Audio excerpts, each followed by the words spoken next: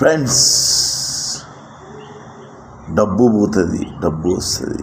బంగారం పోతుంది, బంగారం వస్తుంది. ఇల్లు పోతుంది, ఇల్లు వస్తుంది. నీ దగ్గర సమస్తం సంపాదించినంత పోతుంది. అన్నీ మళ్ళీ సంపాదించుకోవచ్చు. ఒక్క తల్లి తండ్రులను తప్ప నాకు తెలిసినంతవరకు. నువ్వు తల్లిదండ్రులకు ఎప్పుడైతే విలువని పోవో ఇవన్నీ నువ్వు సంపాదించినవన్నీ సర్వన నీకు దక్కాయి.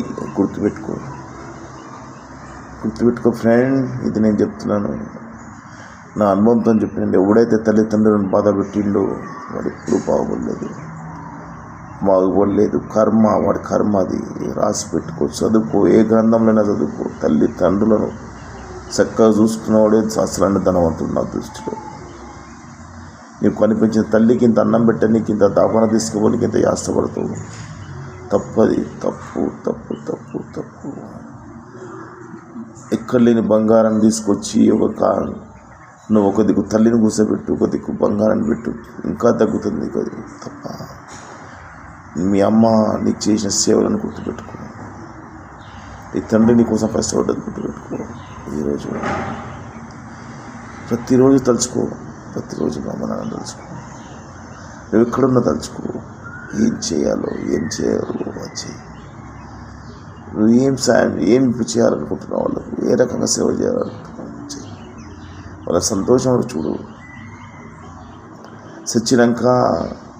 చచ్చిపోయాక దినాలు కర్మలు అని చెప్పి మేకలు కోసి అందరికీ తాగిపిచ్చి పెడితే అంతా నీకు ఎక్కడ ఏంది వర్కౌట్. అది బతికినప్పుడు చూడలేవు, చచ్చినాక వాడికి దాపానకు తీసుకుపోవు, ఏం తీసుకుపోవు. ఆ చచ్చిపోయిన తర్వాత దినాలు చేయడానికి మంది నుంచి గుండ్లు కొట్టించుకొని ఏంటిది ఇదంతా నాటకాలు. నాకు నా దృష్టిలో బతుకున్నప్పుడు చూసిందే కరెక్ట్ నా జీవితం నేను అనుకున్నది. నువ్వు ఎప్పుడైతే చూడకుంటే లాభం ఏంది? నువ్వు చేస్తున్న పని ఏంటిది? 10 దినాలు చేసి, 5 దినాలు చేసి, నెల మాసికాలు పెట్టి, సంవత్సరం ఒకసారి ఎందుకు అవన్నీ? నువ్వు బతికినప్పుడు మంచి బట్ట ఇయ్యి, మంచి కట్టుకో, మంచి వెయ్యి. ఇవాళకు మంచి ఫస్ట్ క్లాస్ ఆశ్రమాలు వచ్చినాయి, పంపి అక్కడ పెట్టు. నెలకు 10-20 ఖర్చు పెట్టు అమ్మ నాన్న మీద. ఏం తరిగిపోతుందా? నీకు అరిగిపోతుంది ఎవరిని పడదు. ఇలా జనరేషన్కి వాళ్ళకి పడతలేదు కాబట్టి తప్పదు. ఇలా తప్పదు. ఏ కోడలికి అత్తకూడదు జీవితంలో. అదొక అంతే నేను చెప్పేది ఒకటే. నేను ఏ రోజు బాధపడ్డా, మా అమ్మ నాన్న నాకు లేరు, నాకు తెలుసు తన విలువ.